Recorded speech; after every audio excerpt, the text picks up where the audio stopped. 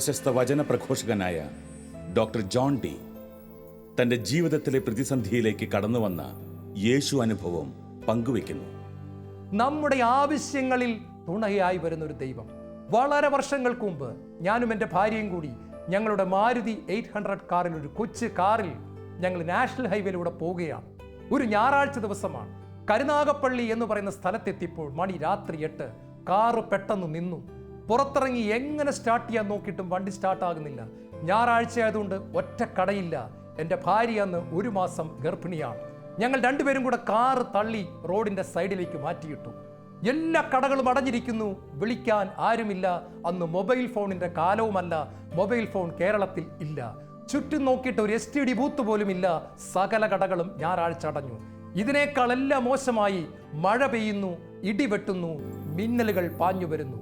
എന്ത് ചെയ്യണമെന്നറിയാതെ രാത്രി 8:30 ഞാനും ഭാര്യയും കൂടി ആ കാറിൽ നിന്നും ഇറങ്ങി ഒരു കടയുടെ സൈഡിൽ മാറി നിന്ന് കരങ്ങളെ കോർത്ത് പിടിച്ച് പ്രാർത്ഥിക്കുകയാണ്.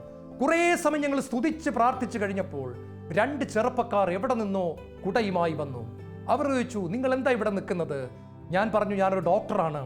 ഞങ്ങൾ ഇവിടെ പെട്ടെന്ന് കാർ നിന്നതുകൊണ്ട് ഒന്നും ചെയ്യാൻ പറ്റാതെ അകപ്പെട്ടു പോയി. അവർ പറഞ്ഞു, ഞങ്ങളുടെ വീട് തൊട്ടടുത്താണ്, ഒരു കാര്യം ചെയ്യാം, ഞങ്ങൾ സഹായിക്കാം. പ്രിയപ്പെട്ട സഹോദരങ്ങളെ, അവർ പോയിട്ട് ഒരു ബൈക്കിൽ വന്നു. എന്തൊക്കെയോ അവർ ചെയ്തു. പിന്നെ പോയി ഒരു ബാറ്ററി കൊണ്ടുവന്നു. ഞങ്ങളുടെ കാറിന്റെ ബാറ്ററി കേടായി. അവരൊരു ബാറ്ററി മാറ്റിവെച്ചു. എന്നിട്ട് ഞങ്ങളോട് പറഞ്ഞു, ഡോക്ടർ ഈ കാർ ഓടിച്ചോ, ഞങ്ങൾ റെയിൻ കോട്ടും ഇട്ട് ബൈക്കിൽ വീട് വരെ പുറകെ വരാം. വീട്ടിൽ വന്നിട്ട് ഞങ്ങളുടെ ബാറ്ററി അഴിച്ചെടുത്തിട്ട് ഞങ്ങൾ ഇങ്ങ് പോന്നോളാം. പ്രിയപ്പെട്ട സഹോദരങ്ങളെ, അവർ കാറിന്റെ ബാറ്ററി മാറ്റിവെച്ചു. വണ്ടി സ്റ്റാർട്ടായി. ഞാനും ഭാര്യയും കാറിൽ ഇരിക്കുന്നു. ഞാൻ കാർ ഓടിക്കുന്നു. അവർ ഞങ്ങളുടെ കാറിന്റെ പുറകെ മഴയത്ത്, പെരുമഴയത്ത്, ഇടിവെട്ടുന്ന മിന്നൽ പതിക്കുന്ന രാത്രിയിൽ ആ 2 ചെറുപ്പക്കാർ ബൈക്കിൽ വന്നു. ഞങ്ങൾ അവരെ ആദ്യമായിട്ട് കാണുകയാണ്. അവർ വീട്ടിലേക്ക് കയറി വന്നു. വീട്ടിൽ വന്നതിന് ശേഷം അവർ ബാറ്ററി എടുത്തു മാറ്റി.